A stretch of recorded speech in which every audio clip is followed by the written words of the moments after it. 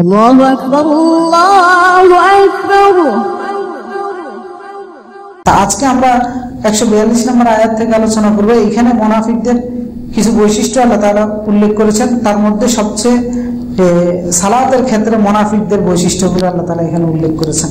তো এখন এই আলোচনা শুনে আমাদের দায়িত্ব হচ্ছে যে আমি যেন এই বৈশিষ্ট্যের অধিকারী না হই, নিজের মধ্যে যাচাই করা, নিজের মধ্যে তদন্ত করে দেখা যে আমার মধ্যে কোনো এই বৈশিষ্ট্যগুলো আছে না। যদি থেকে থাকে তাহলে আমার ইমানকে নেফাক থেকে বাঁচানোর জন্য, মুনাফিকি থেকে নিজকে রক্ষা করার জন্য এই বৈশিষ্ট্য আমাকে পরিহার করতে হবে। তো সেই বৈশিষ্ট্যগুলো কি, বিশেষ করে সালাতের ক্ষেত্রে আল্লাহ তাআলা উল্লেখ করেছেন। আউযু বিল্লাহি মিনাশ শাইতানির রাজীম, বিসমিল্লাহির রাহমানির রাহিম। ইন্নাল মুনাফিকিনা ইউখাদিউনা আল্লাহ ওয়া হুয়া খাদিউহুম ওয়া ইযা ক্বামু ইলাস সালাতি ক্বামু কুসালা ইউরাউনা আন-নাস ওয়া লা ইয়াযকুরুনা আল্লাহ ইল্লা ক্বালিলা। আল্লাহ তাআলা জানাচ্ছেন যে ইন্নাল মুনাফিকিন ইউখাদিউনা আল্লাহ ওয়া হুয়া খাদিউহুম, মুনাফিকরা আল্লাহর সাথে খেদা করে, মানে আল্লাহর সাথে প্রতারণা করে। ওয়া হুয়া খাদিউহুম, আল্লাহ তাআলা তাদের সাথে কৌশল করবেন, অথবা আল্লাহ তাআলা তাদের সাথে চালাকি করবেন। তারা চালাকি করে কার সাথে? আল্লাহর সাথে। আল্লাহ তাআলা তাদের সাথেও কৌশল অবলম্বন করবেন। ওয়া ইযা ক্বামু ইলাস সালাহ ক্বামু কুসালা, সেই প্রতারণাটা কি? যে প্রতারণাটা তারা করে, ক্বামু ইলাস সালাতি ক্বামু কুসালা, যখন তারা সালাতের মধ্যে দাঁড়ায়, ক্বামু কুসালা, অলস অবস্থায়, অমনোযোগী হয়ে তারা সালাতের মধ্যে দাঁড়ায়, গাফিল অবস্থায় দাঁড়ায়। ইউরাউনা আন-নাস ওয়া লা ইয়াযকুরুনা আল্লাহ ইল্লা ক্বালিলা, তারা মানুষকে দেখায়, ওয়া লা ইয়াযকুরুনা আল্লাহ ইল্লা ক্বালিলা, খুবই অল্প পরিমাণে আল্লাহকে স্মরণ করে, আল্লাহর জিকির করে থাকে। আমরা সালাত পড়ি কার জন্য? আল্লাহর জন্য। মুমিন সালাত আদায় করে কার জন্য? আল্লাহর জন্য। যে ব্যক্তি সালাত আদায় করবে অন্য কোনো উদ্দেশ্যে, বুঝতে হবে সে মুনাফিক। এখন আপনি আপনারে প্রশ্ন করেন, আপনার সালাতের পিছনে উদ্দেশ্যটা কি? আপনি নিজে বুঝতে পারবেন আপনি ইমানদার নাকি মুনাফিক। সহজ হিসাব, মুমিনের সালাত হচ্ছে আল্লাহর জন্য। যে ব্যক্তি সালাত পড়বে আল্লাহর জন্য সে মুমিন। আর যার সালাত পিছনে অন্য কোনো উদ্দেশ্য থাকবে, যে কোনো উদ্দেশ্য হতে পারে, তো সেই উদ্দেশ্যের কারণেই সে অটোমেটিকলি মুনাফিকের কাতারে চলে যাবে। তো এটাই হচ্ছে আল্লাহর সাথে খেদা, মানে সে প্রকাশ্যে দেখাচ্ছে যে আল্লাহকে, যে আপনার নামাজটা পড়তেছে, মনের খবর আল্লাহ ইয়ালামু মা তুসিররুনা ওয়া মা ইউলিনুন, আল্লাহ তাআলা মনে যা আছে সেটা জানেন কিনা, প্রকাশ্যে যেটা করে সেটাও জানেন, আর গোপনে মনের ভিতরে যেটা আছে সেটাও আল্লাহ রাব্বুল আলামিন জানেন। তাহলে তাআলা বলতেছেন যে মুনাফিকরা সালাত পড়ে কার জন্য? ইউরাউনা আন-নাস, মানুষকে দেখানোর জন্য। এই আয়াতে আল্লাহ বলছেন মুনাফিকরা সালাতে দাঁড়াইলে অমনোযোগী হয়, গাফেল হয়, আর মানুষকে তারা দেখায়, জিকির খুবই অল্প পরিমাণে করে থাকে। ইউরাউনা আন-নাস, মানুষকে দেখানোর জন্য তারা সালাত আদায় করে থাকে। তো আল্লাহ তাআলা বলতেছেন যে তারা আল্লাহর সাথে প্রতারণা করে, প্রকাশ্যে দেখাচ্ছে আল্লাহর জন্য, কিন্তু অপ্রকাশ্যে তাদের মনের ভিতরে সালাত আদায়ের পিছনের উদ্দেশ্যটা হচ্ছে মানুষের জন্য। তো এটার জন্য আল্লাহ তাআলা বলতেছেন আল্লাহও তাদের সাথে কৌশল করবেন, আল্লাহ তাআলা তাদের সাথে চালাকি করবেন। সেই চালাকিটা হচ্ছে কিয়ামতের ময়দানে। এখানে তো আল্লাহ স্বাধীন করেছেন। আল্লাহ যদি এখানে ওই চালাকিটা, ওই কৌশলটা আল্লাহ এখানে অ্যাপ্লাই করেন, তাহলে আপনার স্বাধীনতা খর্ব হয়ে যাবে। আল্লাহ যে আপনাকে স্বাধীনভাবে তৈরি করেছেন, সেই স্বাধীনতা আপনার নষ্ট হয়ে যাবে। তো আপনার হায়াত যতদিন আছে এতদিন আল্লাহ স্বাধীনতা নষ্ট করবেন না। তো সেই জন্য আল্লাহ এখানেই কৌশলটা প্রয়োগ করবেন না, কিয়ামতের ময়দানে সেই কৌশলটা প্রয়োগ করবেন। তো সেটা হচ্ছে কি, এখানে তারা মুমিনদেরকে দেখাচ্ছে যে আমরা তো সালাত আদায় করতেছি, তো কিয়ামতের ময়দানে তাদের একবারে সেম, আল জাযাউ মিন জিনসিল আমাল, যে যেরকম আমল করে তাকে ওই একই রকম আমলের প্রতিদানটাই দেওয়া হয়। তো সেই হিসেবে মুনাফিকদেরকে একই রকম প্রতিদানটা দেওয়া হবে। সেইটা সূরা হাদীদের মধ্যে আল্লাহ তাআলা উল্লেখ করেছেন যে ইয়াউমা তারাল মুমিনিনা ওয়াল মুমিনাত, সেই দিন আপনি দেখবেন মুমিন নারী এবং পুরুষকে, ইয়াসআ নূরুহুম বাইনা আইদিহিম ওয়া বিআইমানিহিম, তাদের সামনে এবং তাদের ডান দিকে একটা নূর থাকবে। কাদের? মুমিন নারী এবং পুরুষ কিয়ামতের ময়দানে, এটা হচ্ছে ফুলসিরাতের সময়, পার হওয়ার সময়, তাদের সামনে এবং বাইনা আইদিহিম ওয়া বিআইমানিহিম, এবং তাদের ডান দিকে একটা নূর থাকবে, ওই নূর দিয়ে তারা পার হয়ে যাবে, ওই নূর দিয়ে তারা চলে যাবে। বুশরা লাকুমুল ইয়াউম, এবং তাদেরকে জান্নাতের সুসংবাদ দেওয়া হবে, যে জান্নাতের তলদেশ দিয়ে নাহর ঝর্ণা ধারাগুলো বা বিভিন্ন ধরনের নদী নালা প্রবাহিত হবে, সেখানে তারা চিরস্থায়ী হিসেবে থাকবে। যালিকাল ফাউজুল আযীম, আল্লাহ তাআলা বলছেন এটাই হচ্ছে মহা সাফল্য, বিশাল সাফল্য। ওয়া ইয়াউমা ইয়াকুলুল মুনাফিকুন, ওই দিন মুনাফিকরা বলবে, ওয়াল মুনাফিকাত, মুনাফিকের মধ্যে নারী পুরুষ আছে কিনা? আছে। এই মুনাফিক নারী পুরুষের কি অবস্থা হবে? এটা তো মুমিনের অবস্থা বলে দিয়েছেন, এখন মুনাফিক নারী পুরুষের কি অবস্থা হবে? লিল্লাযীনা আমানু উনজুরুনা, তারা যে মুমিনগুলো এই আলোটা নিয়ে পার হয়ে যাচ্ছে এদেরকে বলবে উনজুরুনা, আমাদের দিকে একটু তাকাও, পিছনে আছে। কারণ দুনিয়াতেও তারা মুমিনদের পিছনেই ছিল, মানে মুমিনদের সাথে পিছনে পিছনে চলছে, দেখাইছে যে আমরা ঈমানদার। কিয়ামতের ময়দানও ঠিক সেম, মুমিনরা নূর নিয়ে আগে চলে যাবে, এরাও পিছন দিকে থাকবে, মুমিনদেরকে ডাকবে উনজুরুনা, আমাদের দিকে তাকাও, নাকতাবিস মিন নূরিকুম, তাদের কাছে তো ওই নূর নাই, তো বলবে যে তোমাদের যে নূর দেওয়া হয়েছে সেখান থেকে একটু নূর আমরা নিব। তখন মুমিনরা তাদেরকে কি বলবে? ইলারজিউ ওয়ারাকুম, তোমরা তোমাদের পিছনে যাও। কারণ এখানে তো আমরা মুনাফিকদের প্রকাশ্যের আমলের কারণে আমরা বলতে পারতেছি না যে তাদেরকে কি করব, কিন্তু সেখানে তো সব ক্লিয়ার হয়ে যাবে কে কোন দলে। তো মুমিনরা তখন তাদেরকে বলবে ইরজিউ ওয়ারাকুম ফালতামিসু নূরা, তোমরা তোমাদের পিছনে যাও, সেখানে গিয়ে নূর তালাশ করো, আমাদের কাছ থেকে পাবে না, তোমরা তোমাদের পিছনে যাও। কারণ দুনিয়াতেও তোমরা আমাদের পিছনে পিছনে চলছো, সাথে সাথে চলো নাই আমাদের সাথে সাথে। তো দুনিয়াতেও যেভাবে আমাদের পিছনে ছিল, এখানেও আমাদের পিছনে যাও, ওইখানে গিয়ে নূর তালাশ করো। ফাদুরিবা বাইনাহুম বিসুরিন লাহু বাব, বাস এরপরে মুমিন আর মুনাফিকের মধ্যে পার্থক্য হয়ে যাবে, একটা দেওয়াল তৈরি করে দেওয়া হবে। আর মুমিনরা মুনাফিকদের দেখবে না, মুনাফিকরা মুমিনদেরকে দেখবে না। বাতিনুহু ফীহি রাহমা, এই দেওয়ালের এই পাশে রহমা, ওয়া যাহিরুহু মিন কিবালিহিল আযাব, আর এই পাশে আযাব। বাস দেওয়াল, ব্যবধান শেষ। তা আল্লাহ তাআলা বলতেছেন এটা হচ্ছে আল্লাহ যে কৌশল করবেন তাদের সাথে, এটা হচ্ছে সেই কৌশল। অর্থাৎ এটা প্রকাশ্যে দেখাচ্ছে ইমানদার, আল্লাহ তাআলা তাদেরকে দেখাবেন মনের ভিতরে কি রাখছে, আল্লাহ তো জানে।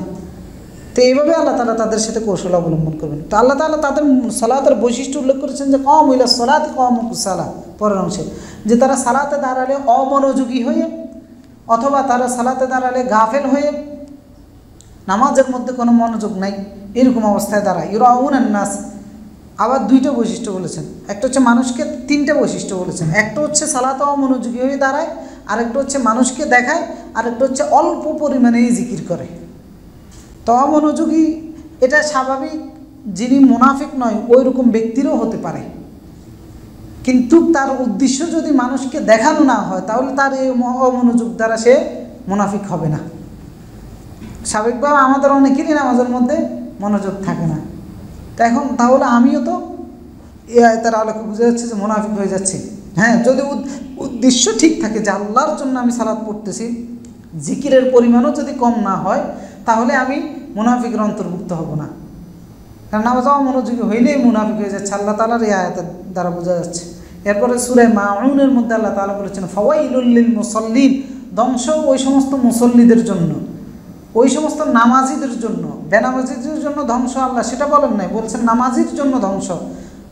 আল্লাযীনা হুম আন সালাতিহিম সাহুন, যারা তাদের সালাতের ব্যাপারে অমনোযোগী, বেখবর, গাফেল।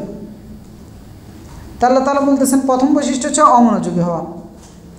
এরপরে বলছে ইউরাউনান নাস, মানুষকে দেখানোর জন্য সালাত আদায় করবে। তো মানুষকে এই আয়াত মুনাফিকের সালাত পড়ার উদ্দেশ্য ধরন বর্ণনা করেছেন। তো উদ্দেশ্য হচ্ছে যে তারা মানুষকে দেখায়, আর ধরন হচ্ছে নামাজের মধ্যে অলসতা থাকে আর জিকির কম করে। উদ্দেশ্য হচ্ছে মানুষকে দেখানো, আর ধরনটা হচ্ছে নামাজের মধ্যে অলসতা আর জিকির কম করা। তো মানুষকে দেখানোর জন্য নামাজ পড়ে মুনাফিকরা, মানুষকে দেখানোর জন্য কোরআন তেলাওয়াত করে। আপনারা এই রাজনৈতিক মিটিংগুলোর আগে যে কোরআন তেলাওয়াত করা হয় সবগুলো মানুষকে দেখানোর জন্য না। এটা কি আল্লাহর কাছ থেকে বিনিময় পাবে, সওয়াবের আশায় করে নাকি? করে না। এইভাবে যত জায়গায় দেখবেন যে এই জন্য বলতেছি যে মুনাফিকদের বৈশিষ্ট্য আল্লাহ এখানে ইবাদতের ক্ষেত্রে বর্ণনা করেছেন। আমরা তো গত পর্বে আলোচনা করেছি মুআমালাতের ক্ষেত্রে, নীতিমালার ক্ষেত্রে, ক্রয় বিক্রয় বিভিন্ন ইয়ার ক্ষেত্রে, আর আজকে আমরা আলোচনা করতেছি ইবাদতের ক্ষেত্রে। তো সালাতের ক্ষেত্রে মুনাফিকের বৈশিষ্ট্য হচ্ছে এটা যে সালাত মানুষকে দেখানোর জন্য করে, শুধু সালাত নয়, কোরআন তেলাওয়াত করলে সেটাও মানুষকে দেখানোর জন্য করে। এবার কেউ যদি কোরআন তেলাওয়াত করে থাকে পিছনে যদি আল্লাহর সন্তুষ্টি না থাকে সেটাও মুনাফিকের বৈশিষ্ট্য। এরপরে যদি দোয়া করলে সেটাও মানুষকে দেখানোর জন্য করে। মানুষকে দেখানোর জন্য দোয়া করে না, অনেক জায়গায় মানুষকে দেখানোর জন্য দোয়া করা হয়। আমার বাড়িতে মানুষ আমার সমালোচনা করতেছে, আমার বাড়িতে আমাদের এলাকায় কী হয়েছে, ওই যে আব্বুরে আমার বাবারে মাটি দিয়ে চলে এসছি, কারোরে খাওয়াই নাই, এটা হয় নাই, এটার জন্য সবাই সমালোচনা করতেছে। একটা দোয়ার আয়োজনও করলাম না, হ্যাঁ 3 দিনের মিলাদ পড়াইলাম না, এরপরে যারা কবর করছে এদেরকেও একবেলা খাওয়াইলাম না, এই সমালোচনাগুলো সবাই করতেছে, ওনারা আমার কাছে এসে বলতেছে। তো এই যে আবার অনেকে এই 3 দিনের দোয়া করে, সে জানে এটা বেদাত। তারপরেও আমার বাড়িতে আমার এক আত্মীয়, উনিও আলেম, মাদ্রাসা থেকে কামাল পাস, তো উনি ওনার বাবার মৃত্যুর পরে 3 দিন পরে, এটা আরও অনেক আগের ঘটনা, দেখি যে উনি 3 দিন পরে দোয়ার আয়োজন করছে, বিভিন্ন হুজুরদেরকে এনে খাওয়াই টাওয়াই, পরে নিজে নিজে আবার বলতেছ আমি জানি এটা বেদাত, মানুষ আমার সমালোচনা করবে এই কারণে, না আমি এটা করতাম না। তো দেখেন দোয়ার আয়োজনটা কিসের জন্য করছে? মানুষকে দেখানোর জন্য। তো আপনার এই যে দোয়া ইবাদত, আপনি ইবাদতটাকে যখন অন্যের উদ্দেশ্য করে ফেলতেছেন, আপনি মুমিন হয়েও মুনাফিক হয়ে যাচ্ছেন। আর আলেম ওলামা যদি করে এটা আরও বড় মুনাফিক হয়ে যায়, কারণ সাধারণ যেটা জানে না, না জানার কারণে আল্লাহ মাফ করে দিতে পারে, আর যেটা জানে যে বেদাত এরপরেও করে। তো জানি অপরাধ করা আর না জানি অপরাধ করা দুইটা কি সমান? একটা শিশুর অপরাধ আর একটা যুবকের অপরাধ কি সমান? তো শিশু তো জানে না, কিন্তু একটা যুবক তো জানে, এই জন্য দুইটা অপরাধ সমান নয়। তো সেই জন্য মুনাফিকরা নামাজ পড়লে মানুষকে দেখায়, কোরআন তেলাওয়াত করলে সেখানেও মানুষকে দেখায়, দোয়া করলে সেখানেও মানুষকে দেখান। আবার তাদের কথা বলার অনেক সময় অনেক কথা বলে যেগুলো মানুষকে দেখানোর জন্য। তো সেই জন্য কাতাদা রাহিমাহুল্লাহ তিনি বলতেছেন যে মুনাফিক চিনার সবচেয়ে বড় সহজ উপায় হচ্ছে ওয়াল্লাহি লাউলান নাস মা সাল্লাল মুনাফিক। আল্লাহর কসম করে বলতেছেন যে মানুষ যদি না থাকতো মুনাফিকরা কখনোই সালাত আদায় করতো না। যারা মুনাফিকের সালাত এটা চিনার সবচেয়ে সহজ উপায় হচ্ছে যে বেটা মানুষকে দেখানোর জন্য সালাত আদায় করে, কারণ তাদের কাছে সালাতের গুরুত্ব তার কাজের চেয়ে বেশি নয়, তার ব্যবসা বাণিজ্যের গুরুত্বের চেয়ে সালাতের গুরুত্ব তার কাছে বেশি নয়, তার নিজস্ব ব্যস্ততা যেগুলো আছে এইগুলোর গুরুত্ব সালাতের চেয়েও তার কাছে অনেক বেশি। মুনাফিকের কাছে নিজের কাজকর্ম ব্যস্ততা সালাতের চেয়েও অনেক বেশি গুরুত্বপূর্ণ, যার কারণে সালাতে যখন দাঁড়ায় অমনোযোগী থাকে অথবা সালাত মানুষকে দেখানোর জন্যই একান্তভাবে আদায় করে। কারণ রাসূল সাল্লাল্লাহু আলাইহি ওয়াসাল্লাম বলেছেন যে আফদালুস সালাত আলাল মুনাফিকিন আলা আতামাতু ওয়াস সুবহা, সবচেয়ে কঠিন নামাজ বোঝা স্বরূপ ওই ব্যক্তির জন্য, ওই মুনাফিকদের জন্য, সেটা হচ্ছে এশারের নামাজ এবং ফজরের নামাজ। এটা বোঝা স্বরূপ আল্লাহ তাআলা বলেছেন। তো টোটালি আদায় করে না। এরপরে দেখবেন যে অনেক, কারণ যেই সমাজে রাসূলুল্লাহ এই কথাগুলো বলতেছেন, আল্লাহ কোরআনে এই কথাগুলো বলতেছেন, ওই সমাজের মুনাফিকগুলো নামাজে আসতো, এই সমাজের মুনাফিক তো নামাজেও আসে না। এটা তো আরও কত মুনাফিক, যে মুনাফিক তুমি যে এর কাফেরের পর্যায়ে চলে গেছে। ওই সমাজের মুনাফিকগুলো নামাজে আসতো শুধুমাত্র এই উদ্দেশ্যে আসতো যে নাইলে আমার মুসলমানের খাতার থেকে বাদ দিয়ে দিবে, এই উদ্দেশ্যে তারা নামাজে আসতো। ফজরের নামাজেও তারা আসতো, কিন্তু অত্যন্ত ব্যথিত হৃদয়ে, অনেক বোঝায়, অনেক কষ্ট করে আসতো, শুধুমাত্র প্রকাশ্যে মুমিনরা যেন আমার মুসলমানের খাতা থেকে বাদ দিয়ে না দেয়। আর আমাদের সমাজে যেগুলো আছে এটি তো ওই কাতারেও নাই। আসকালুস সালাত আলাল মুনাফিকিন, নামাজ বোঝা স্বরূপ, যার জন্য বুঝতে হবে নামাজ বাদ দিয়ে যে কাজকর্ম নিয়ে ব্যস্ত থাকে, নামাজ বাদ দিয়ে যে নিজের ব্যবসা বাণিজ্য নিয়ে ব্যস্ত থাকে, সেই এই হুকুমের মধ্যে পড়ে যাবে, তার নেফাকের মধ্যে। কারণ আল্লাহ তাআলা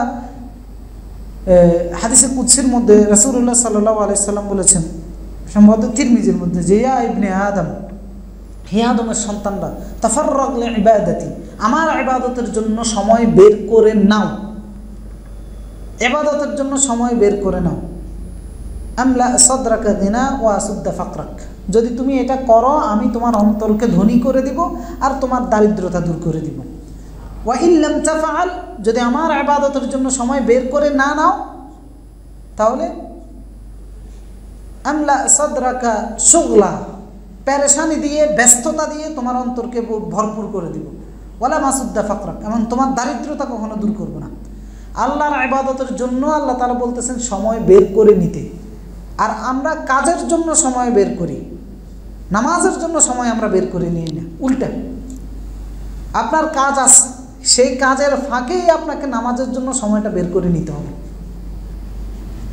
সেটা যদি করতে পারি আল্লাহ রাসূল আল্লাহ তাআলা বলতেছেন দারিদ্রতা দূর করবেন, কারণ আপনার কর্মব্যস্ততার জন্য আপনি নামাজ পড়েন না। তা আপনি যখন কর্মব্যস্ততার ভিতরে নামাজের সময় যখন হবে, সেই সময়টা যখন ইবাদতের জন্য রেখে দিবেন, তখন আপনার কর্মব্যস্ততার উদ্দেশ্য যেটা সেটা আল্লাহ বাস্তবায়ন করে দিবেন। মানে আল্লাহ বলতেছে যে আমার ইবাদতের জন্য সময় বের করে নাও, মানে আপনার বিষয়টা এমন যেন না হয় আল্লাহর ইবাদতকে আপনি ছুটি পাঠিয়ে দিয়েছেন আপনার কাজের জন্যই সময়, অথচ বিষয়টা হবে এমন যে আপনার কাজকে ছুটি পাঠিয়ে দিবেন নামাজের সময় হলে, যে কাজকে ছুটি দিয়ে দিয়েছে আল্লাহর ইবাদতের জন্য সময়। তাহলে আপনার কাজের উদ্দেশ্য কি? উপার্জন করা। আপনার কাজের উদ্দেশ্য ডিউটি করা, আপনার কাজের উদ্দেশ্য অন্য কোনোটা থাকতে পারে, সেটা বাস্তবায়ন করে দিবেন আল্লাহ। অন্তরকে ধনী করে দিবেন, বাহ্যিক দারিদ্রতা আল্লাহ তাআলা দূর করে দিবেন। তো মুনাফিকরা এইটা থেকে বের হতে পারে না, কারণ তারা তো আসলে আল্লাহর নীতি, আল্লাহর কথাগুলোকে দৃঢ়ভাবে মনে ধারণ করে নাই, যার কারণে তারা এই ওয়াদাগুলো, প্রতিশ্রুতিগুলো বিশ্বাস করে না। সেই জন্য তারা এটা বিশ্বাস না করার কারণে তারা এই কাজের সময়, ব্যস্ততার সময়, ব্যবসা বাণিজ্যের সময় সালাতের জন্য সময় বের করতে পারে না। অনেক সময় নিজেদের আড্ডা, নিজেদের মধ্যে মিটিংয়ের জন্য আমরা দেখা যায় যে সালাতকে পরে পড়ি না, কোনো সুযোগ নেই। এটা মুনাফিকের বৈশিষ্ট্যের মধ্যে পড়ে যাবে, কারণ এটা মুনাফিকের জন্য বৈশিষ্ট্য। তো সুতরাং নামাজের জন্য এই গুম, নিজের ব্যস্ততা, ব্যবসা বাণিজ্য অথবা ডিউটি, এই সমস্ত কোনো কিছু যেন বাধা না হয়। এগুলো যদি বাধা হয় তাহলে বুঝতে হবে যে অন্তরের মধ্যে নেফাক রয়েছে, অন্তরের মধ্যে নেফাক রয়েছে। আপনি যে মুনাফিক হয়ে গেছেন আপনি নিজেও টের পাচ্ছেন না। তো নামাজের ক্ষেত্রে অলসতা ধরনগুলি কী হতে পারে?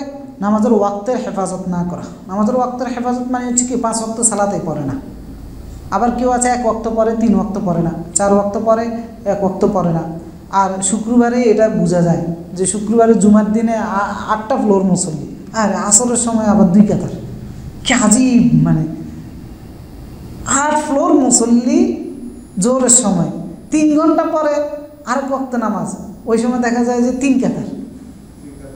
হ্যাঁ, মানে দেখেন কি পরিমাণে নেফাকে ভরপুর আমরা, একদম সহজভাবে চেনার উপায়। এই যে মুসল্লি যারা শুক্রবারে 8টা ফ্লোরের মুসল্লি আসলো, এরা কি নামাজটা আল্লাহকে দেখানোর জন্য, আল্লাহর উদ্দেশ্যে পড়ার জন্য আসছে? কি জন্য আসছে? আল্লাহ দ্বিতীয় যে বৈশিষ্ট্যগুলো করে ইরাউনান নাস, মানুষকে দেখানোর জন্য, মানুষকে দেখানোর জন্য। এরপরও জুমার দিন যারা আসে, আপনি দেখেন জুমার খুতবা শুরু হওয়ার পরে 2টা ফ্লোর সর্বোচ্চ, খুতবা শুরু হওয়ার আগে 2টা ফ্লোর। বেশিরভাগ মানুষ আসে সালাদটা ওই পড়ার একটু আগ মুহূর্তে আসে। আল্লাহ তাআলা দ্বিতীয় যে বৈশিষ্ট্য বলেছে, ওয়ালা ইয়াযকুরুনাল্লাহা ইল্লা কালিলা, আল্লাহকে খুব অল্প পরিমাণ তারা স্মরণ করে। খুতবা শোনা এটাও জিকির, তো এই জিকিরটা আপনি খুব অল্প পরিমাণে করতেছেন, দ্বিতীয় বৈশিষ্ট্য এদের মধ্যে আছে। তো এই যে মুনাফিকের বৈশিষ্ট্য, 1 নম্বর হচ্ছে তারা সালাতের হেফাজত করে না, 5 ওয়াক্ত সালাতের হেফাজত করে না, 5 ওয়াক্ত সালাত পড়ে না। কেউ 1 ওয়াক্ত পড়ে, কেউ 2 ওয়াক্ত পড়ে। ওই যে আমাদের এক টিচার বলেছিলেন, আমাদেরকে একবার ক্লাসে একজনকে দাঁড় করিয়েছেন যে নামাজ পড়ছিলেন, ফজরের নামাজ, কারা কারা ফজরের নামাজ পড়ছ নাই, দাঁড়া। তো দাঁড়াইছে, আর এবারে তুই কি আটকা খাটকা 360কে মুসল্লি নাকি? তাহলে কি? তো পরে এটা কি আটকা খাটকা 360কা? পরে বলতেছে আটকা মানে হচ্ছে 8 দিনের মুসল্লি, মানে শুধু জুমার মুসল্লি, 8 দিন পর পর 1 ওয়াক্ত নামাজ পড়ে। আর খাটকা মানে হচ্ছে মাইয়াতের মুসল্লি, জানাজার নামাজের মুসল্লি, আর কোনো নামাজে পড়ে না। কেউ খাটে উঠলে সেই নামাজে অংশগ্রহণ করে। হ্যাঁ, লিডার সব দিয়েই কাতারে আছে আর কি। লিডারগুলোর প্রতি আমার বিদ্বেষ একটু বেশি, কারণ এরা সমস্ত জাহালতের নেতৃত্ব দিচ্ছে দেশের মানুষ। তো এরপরে বলছে 360টা 360টা মানে হচ্ছে 2 ঈদের নামাজ, বছরে 360 দিন পরে ঈদের নামাজ আসে, এই জন্য তো বেশিরভাগ মুসল্লি হচ্ছে এই কাতারে, হয় 8 দিনের, না হয় খাটের মুসল্লি, না হয় 360 দিনের মুসল্লি। তো এগুলো সব কি মুনাফিকের। সালাতের 5 ওয়াক্ত নামাজের হেফাজত করে না। এরপরে পক্ষান্তরে মুমিনের বৈশিষ্ট্য আল্লাহ উল্লেখ করেছেন একদম সম্পূর্ণ উল্টা, ওয়াল্লাযীনা হুম আলা সালাতিহিম ইউহাফিজুন, যে মুমিন হচ্ছে তারা যারা তাদের সালাতের হেফাজত করে। হেফাজত মানে হচ্ছে ওয়াক্তের হেফাজত করে, তার পাশাপাশি প্রতিটা ওয়াক্তের হেফাজত করে। 5 ওয়াক্ত সালাতে তারা পড়ে, 1 ওয়াক্তও বাদ দেয় না। এরপরে মুনাফিকদের বৈশিষ্ট্য হচ্ছে এরা সর্বদাই সালাত পড়ে না। আর মুমিনের বৈশিষ্ট্য উল্টা, ওয়াল্লাযীনা হুম আলা সালাতিহিম দাইমুন, আল্লাহ বলছেন মুমিন সর্বদাই সালাত আদায় করে, সর্বদাই। আর মুনাফিকের সালাতের উল্টা। এরপরে সময়ের হেফাজত করে না। দেখা যায় যে আসরেরটা পরে জোহরের সময়, না জোহরেরটা পরে আসরের সময়, মাগরিবের নামাজ পরে এশারের সময়, এগুলো মুনাফিকের বৈশিষ্ট্য। কারণ রাসূল সাল্লাল্লাহু আলাইহি ওয়াসাল্লাম একদম স্পষ্টভাবে বলে দিয়েছেন যে তিলকা সলাতুল মুনাফিক, তিলকা সলাতুল মুনাফিক, তিলকা সলাতুল মুনাফিক, যে ওইটা মুনাফিকের সালাত, ওইটা মুনাফিকের সালাত, ওইটা মুনাফিকের সালাত। কোনটা? আল্লাহ রাসূল পরে বলতেছেন ইয়াজলিসু আহাদুহুম হাত্তা ইযা আসফাররাত আশ-শামস, যে তোমাদের কেউ ততক্ষণ পর্যন্ত বসে থাকে যতক্ষণ পর্যন্ত না সূর্যটা একদম হলুদ বর্ণের হয়ে যায়। কোন ওয়াক্ত সালাতের বুঝিয়েছেন? আসর অথবা ফজর, সূর্য হলুদ বর্ণের হয়ে যায়। ওয়াকানাত বাইনা করনাই আশ-শাইতান, ওই সময়টাতে সূর্য থাকে কোথায়? শয়তানের 2 শিংয়ের মাঝখানে। মানে সূর্য ওই অবস্থায় যখন যায়, শয়তানে সূর্যের সামনে গিয়ে বসে থাকে, তার 2 শিংয়ের মাঝখানে। এই কারণে নিষিদ্ধ করা হয়েছে ওই টাইমটাতে সালাত আদায়। কারণ শয়তানের দেবতারা, তো শয়তানের পূজারীরা তখন যায় শয়তানের পূজা করে ওই টাইমটাতে। শয়তান ওইখানে বসে, আর যারা সূর্যের পূজা করে, যারা শয়তানের পূজা করে, তারা ওই টাইমটাতে শয়তানের পূজা করে। তো এই জন্য এই 2টা টাইমে এবং একদম বরাবর হওয়ার সময় সালাত নিষিদ্ধ করা হয়েছে। তো রাসূলুল্লাহ বলতেছেন যে ওইটা মুনাফিকের সালাত, যে এতক্ষণ ধরে বসে আছে, সালাত পড়ে নাই, কিন্তু সূর্য যখন একদম হলুদ বর্ণ ধারণ করেছে, সূর্য যখন বাইনা করনাই আশ-শাইতান, শয়তানের 2 শিংয়ের মাঝখানে অবস্থান করতেছে, ওই টাইমে সে দৌড় দিয়ে যায়। আরে ওয়াক্ত তো চলে যেতেছে, দৌড় দিয়ে যায়। এবারে যায় কি করে? রাসূলুল্লাহ বলতেছেন আও আলা করনাই আশ-শাইতান কামা, তখন সে দাঁড়ায়, ইয়ানকুরু আরবাআন, 4 রাকাতের নামাজ, তার মানে আসরের নামাজ। ইয়ানকুরু আরবাআন, মুরগি যেভাবে ঠোকর মারে কয় এইভাবে 4টা ঠোকর মারে। সময় নাই তো এখন। লা ইয়াযকুরুন আল্লাহ ফিহা ইল্লা কালিলা, তার সালাতের মধ্যে আল্লাহর জিকির নাই। অর্থাৎ আল্লাহর জিকির নাই মানে কি? তাসবিহ তাহলিলগুলো নাই। এরপরে রুকু সিজদার মধ্যে যে জিকির আছে সেইগুলো নাই, তেলাওয়াতের মধ্যে তেলাওয়াত আছে সেইগুলোও নাই। তো এটা কার সালাত? মুনাফিকের সালাত। একটা হচ্ছে ওয়াক্তের হেফাজত করে নাই, সেই কারণে মুনাফিক। টাইম মতো পড়ে নাই, যে আসরের নামাজকে দেরি করতে করতে মাগরিবের সময় নিয়ে গেছে, তার মানে সালাত নিয়মিত না পড়লেও মুনাফিক। সালাত 5 ওয়াক্ত পড়ে কিন্তু টাইমের হেফাজত করে না, শেষ টাইম একদম গিয়ে ওয়াক্ত শেষ হয়ে যাচ্ছে ওই টাইমে পড়ে, তাহলেও মুনাফিক। এরপরে জিকির যদি কম করে তাহলেও মুনাফিক। রাসূলুল্লাহ বলতেছে যে ইয়ানকুরু আরবাআন, মুরগি যেভাবে ঠুকুর মারে, তো ওইরকম সেজদাকারী লোকও আছে, মুরগির মতো করে ঠোকর মারে, ঠুস ঠুস করে পড়ে। তো এগুলো কার সালাত? হ্যাঁ, তারাবির সালাত যেগুলো ঠুকুর ঠুকুর করে করে পড়া হয়, 20 রাকাত 15 মিনিটে শেষ, ওইগুলো কার সালাত? মুনাফিকের সালাত। ইবাদতের ক্ষেত্রে মুনাফিকের বৈশিষ্ট্য আল্লাহ তাআলা গুরুত্বপূর্ণ। অর্থাৎ যেগুলো নামাজে যেগুলো করতে হয় সেইগুলো ঠিক করে করে না, যেগুলো পড়তে হয় সেগুলোও ঠিক করে পড়ে না। যেগুলো করতে হয় সেটা হচ্ছে যে রুকু সেজদা ঠিক মতো করতে হয়, সেটা ঠিক মতো করে না। রুকুতে সুন্দর করে রুকুতে যায় না, আবার রুকুর থেকে সোজা হয়ে দাঁড়াইতে হয়, সেখানেও সোজা হয়ে দাঁড়ায় না, আবার ডাইরেক্ট রুকুর থেকে চলে যায়, 2 সেজদার মাঝখানে বসতে হয় এবং সেজদার মধ্যে জিকির আজকার করতে হয়, এগুলো তারা সঠিকভাবে করে না। এই সালাতগুলো হচ্ছে মুনাফিকের সালাত। আর মুমিনের সালাত হচ্ছে পুরাই উল্টা। 5 ওয়াক্ত সালাতের পাশাপাশি সবসময় নামাজের উপরে থাকে, সবসময় 5 ওয়াক্ত সালাতের টাইম হেফাজত করে, ওয়াক্তের হেফাজত করে, এবং নামাজের ভিতরে যেগুলো করতে হবে সেইগুলোর হেফাজত করে। যেগুলো করতে হবে মানে কি, রুকু, সিজদা, তেলাওয়াত, সোজা হয়ে বসা, সোজা হয়ে দাঁড়ানো, এইগুলোর হেফাজত মুমিন করে। এই জন্য আল্লাহ তাআলা বলেছেন ক্বাদ আফলাহাল মুমিনুন আল্লাযীনা হুম ফী সালাতিহিম খাশিউন, যে ওই মুমিনরা সফল যারা তাদের সালাতের মধ্যে বিনয়ী। আর মুনাফিক হচ্ছে উল্টা, তার সালাতের মধ্যে কোনো বিনয় থাকে না, কারণ সে অস্থির। ওয়াইদা কামু ইলাস সালাহ, আল্লাহ যে আয়াতে বললেন যে তারা সালাতে যখন দাঁড়ায় অমনোযোগী, মানে সে অস্থির, কখন এখান থেকে বের হবে, কখন এখান থেকে চলে যাবে, অস্থির হয়ে থাকে। আর মুমিন উল্টা, সে বিনয়ী হয়ে যায় সালাতের মধ্যে দাঁড়ালে। তো এই জন্য মুমিনের সালাত হচ্ছে, মুমিন যখন সালাত আদায় করে সে আনন্দিত হয়, আর মুনাফিক যখন সালাত আদায় করে সে বিরক্ত হয় আরো। তো নামাজ যার আনন্দের কারণ হয়, তৃপ্তির কারণ হয়, তার সালাতটা হচ্ছে মুমিনের সালাত। আর নামাজ যার জন্য বোঝা হয়, তার সালাতটা হচ্ছে মুনাফিকের সালাত। এই জন্য রাসূল সাল্লাল্লাহু আলাইহি ওয়াসাল্লাম বেলাল রাদিয়াল্লাহু তাআলা আনহুকে বলতেন যে আরিহনা ইয়া বেলাল। বেলাল রাদিয়াল্লাহু তাআলা আনহু কি করতেন, আজান দিতেন। তো ওনাকে বলতেন যে হে বেলাল, আমাদের প্রশান্তির ব্যবস্থা করো, মানে আজান দিবে, সালাত আদায় করবো, আমরা প্রশান্ত হব। রাসূল সাল্লাল্লাহু আলাইহি ওয়াসাল্লাম আরো বলতেন যে জুইলাত লি কুররাতু আইনি ফিস সালাহ, সালাতটা আমার চোখের চক্ষু শীতলকারী জিনিস বানিয়ে দেওয়া হয়েছে, মানে সালাত আদায় করে চক্ষু শীতল হয়ে যায়। এরকম প্রশান্তি পেতে হবে নামাজের মধ্যে, এবং প্রশান্ত চিত্তে আদায় করতে হবে, মনোযোগের সাথে বিনয়ের সাথে সালাত আদায় করতে হবে। কর্মব্যস্ততা যদি থাকে, সেই কর্মব্যস্ততাকে বাদ দিয়ে সালাতের জন্য সময় বের করে নিতে হবে। তাহলে আমরা মুনাফিকের সালাত থেকে বের হয়ে মুমিনের সালাতের অন্তর্ভুক্ত হতে পারবো। মুমিনের সালাতের যে বৈশিষ্ট্যগুলো আল্লাহ তাআলা উল্লেখ করেছেন, সেইগুলো সালাতের হেফাজত করা, ওয়াক্তের হেফাজত করা, নামাজের মধ্যে যা বলতে হবে সেগুলোর হেফাজত করা, যা করতে হবে সেগুলোর হেফাজত করা, আল্লাযীনা হুম আলা সালাতিহিম ইউহাফিজুন, ফরজ ওয়াজিব রুকুন যেগুলো আছে সেগুলোর হেফাজত করা। আর দাইমুন, আল্লাহ তাআলা বলেছেন মুমিনের সালাতের বৈশিষ্ট্য, তার মানে সর্বদাই সালাত আদায় করতে হবে।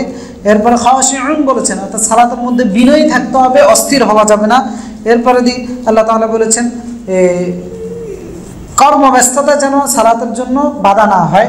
সূরা নূরের মধ্যে বলেছেন যে রিজালুল লা তুলহিহিম তিজারাতুন ওয়ালা বাইউন আন যিকরিল্লাহ, এমন কিছু পুরুষ আছে যাদের ব্যবসা বাণিজ্য আল্লাহর জিকির থেকে তাদেরকে বিরত রাখতে পারে না।